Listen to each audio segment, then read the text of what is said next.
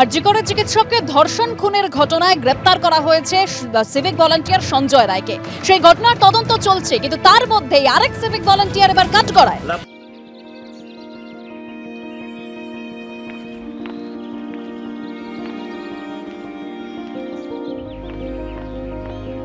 পূর্ব বর্ধমানের আউশ গ্রামে শ্লীলতাহানির অভিযোগে ধৃত সিভিক ভলান্টিয়ার।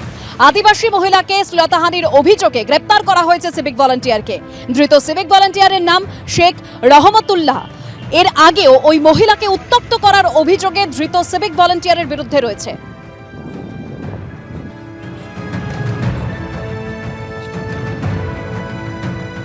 29 সেপ্টেম্বর সন্ধ্যে 6টায় আমরা চাইব প্রত্যেকটি জায়গায় নিজের নিজের মতো করে মানুষ বেরিয়েছে, এই কর্মসূচিকে সফল করুন। আগামী 2 তারিখ মহালয়ার দিন এক মহা মিছিল ও মহা সমাবেশ আমরা করতে চাইছি।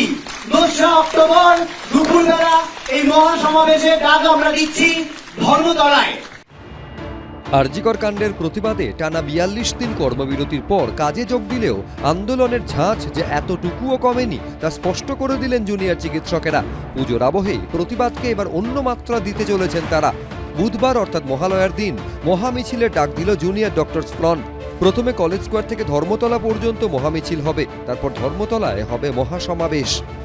সেই বিচারহীনতার আজকে 50তম দিন। এই 50 দিনে আমরা অনেক কিছু দেখেছি, অনেক কিছু পেয়েছি, আবার বহু কিছু পাইনি।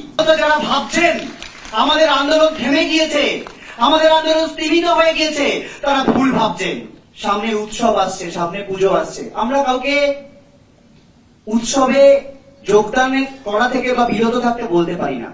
আমরা নিজেরা যারা অভয়া সহকর্মী, আমরা হয়তো সেই জায়গায় আমরা সেই জায়গায় মেন্টালি প্রিপেয়ার্ড নয়। আমরা এই মানসিকতা নিয়ে, এই বিচারহীনতার জায়গা থেকে আমরা হয়তো সেভাবে উৎসবে অংশগ্রহণ করতে পারবো না। যে এসআইটি তৈরি হয়েছিল রাজ্য প্রশাসনের পক্ষ থেকে, তাদের অপদার্থতা সুপ্রিম কোর্টেও ধ্বনিত হচ্ছে। আমরা কেন সিকিউরিটি চাইছি? আমরা কি মনে করি যে হসপিটালে 2টো পুলিশ অফিসার যদি বাড়িয়ে দেওয়া হয় তাহলে জুনিয়র ডাক্তাররা সুরক্ষিত বোধ করবে? শাসকের কাছে এটা আমি পরিষ্কার করে দিতে চাই যে জুনিয়র ডাক্তারদের নমনীয়তা, দুর্বলতা ভাববেন না। কেন তদন্ত প্রক্রিয়াকে আপনি বিলম্বিত করছেন? শুক্রবার গণকনভেনশনে চিকিৎসকদের পাশাপাশি উপস্থিত ছিলেন বিদ্যুৎজন রাও। উনি বলেছিলেন অনেক তো হলো আন্দোলন, এবার উৎসবে ফিরুন। অ্যাকচুয়ালি ডাক্তাররা উৎসবে ফিরেছেন, বন্যা দুর্গতদের বাঁচানোর উৎসবে ফিরেছেন, তাদের সুচিকিৎসার উৎসবে ফিরেছেন। এটা মানবিকতার উৎসব। এই উৎসবে কোনো ভেদাভেদ নেই। যারা এখনো মুখ খুলতে পারলেন না,